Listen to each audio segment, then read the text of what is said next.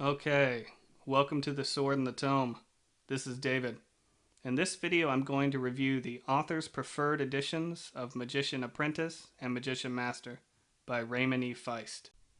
Apprentice and Master are sometimes sold together as a single book, which is simply titled Magician, but seeing as how I read them separately, I'm going to refer to them as a two-book series. Before I get into this, because I'm going to be very unflattering with my review, let me just say to those of you who might think highly of this story, that I understand all of my criticisms are merely my opinion, and in no way am I attempting to roast Feist as an author or mock those who love his work. Most of my review will be spoiler-free, but after I give my general thoughts about the books and rate them, I'll end with a spoiler segment so I can discuss my least favorite part of the story. Unfortunately, because this series completely missed the mark with me, I don't have any favorite parts to share with you. As usual, I'll start with genre. This series is textbook high fantasy. It has an original world with lots of sorcery, epic adventure, medieval battles, as well as a few young/young adult romances. I can't remember anything being particularly bleak, grim, or vulgar, and that's partly why I wanted to read and review this story. From the reviews I've read, loads of people feel Apprentice and Master are excellent entry books into high fantasy, what with their abundance of tropes and character archetypes, and I wanted to find out if I would agree with that recommendation.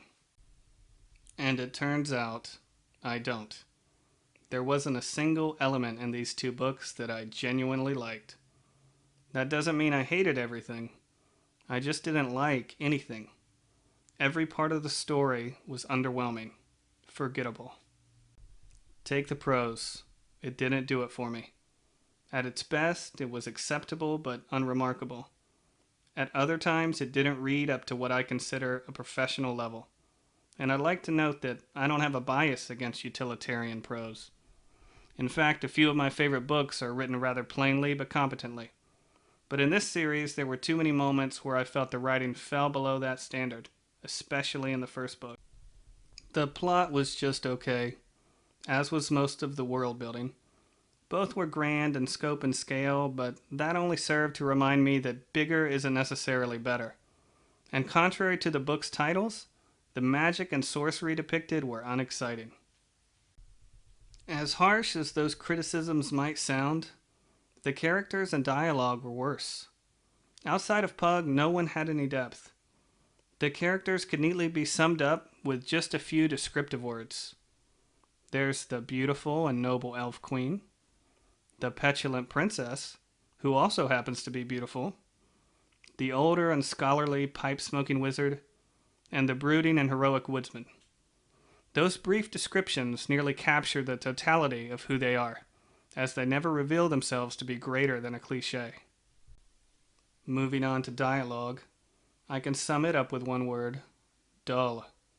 I'm not exaggerating when I say I can't remember any character ever coming off as particularly brilliant, insightful, charming, or funny.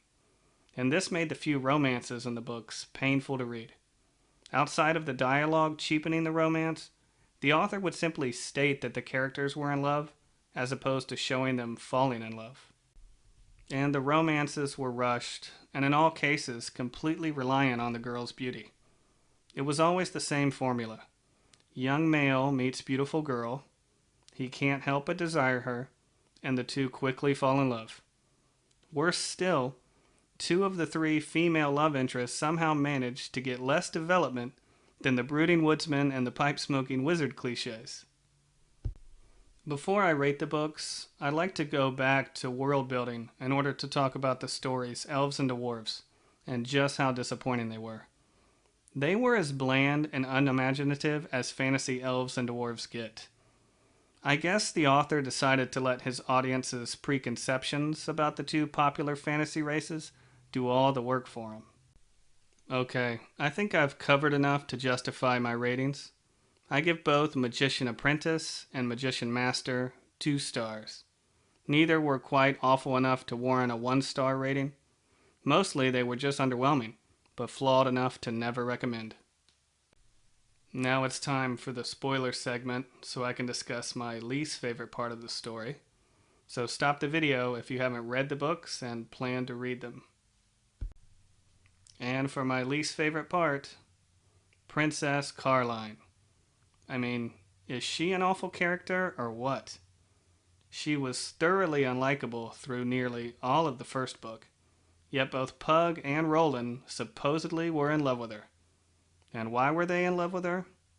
Because she was beautiful. That's it. That's all we were given. Carline even admits to Pug that there are times when she is, quote, silly and vain. And that's an understatement, in my opinion. She does have some amount of character growth towards the end of book 1, but then she's reduced to being a background character in the second book.